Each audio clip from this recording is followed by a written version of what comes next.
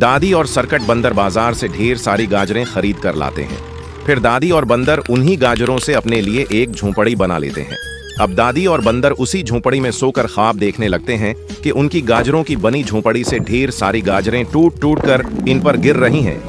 थोड़ी देर बाद गांव वाले दादी की गाजरों की बनी झोंपड़ी को देखकर चौंक जाते हैं, क्योंकि एक खतरनाक मोटा सा सांप दादी की झोंपड़ी को चारों तरफ से लपेटकर अपनी खुजली मिटा रहा होता है। लेकिन दादी और बंदर अब भी अपनी गाजरों की झोंपड़ी में ख्वाबों में खोए हुए जोर जोर के खराटे लेकर सो रहे होते हैं। फिर अचानक वो खतरनाक सांप अपनी खाल को दादी की झोंपड़ी से रगड़ते हुए जोर जोर से खजाने लगता है और दादी की गाजरों वाली झोंपड़ी को पूरी तरह तोड़कर वहां से चला जाता है।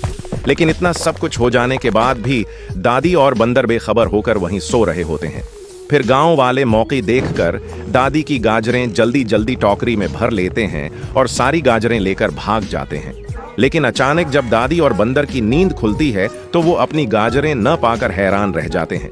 फिर दादी और बंदर अपनी झोंपड़ी और गाजरों के लिए जोर जोर से रोने लगते हैं। लेकिन फिर भी आपने दादी के लिए लाइक और सब्सक्राइब करना है।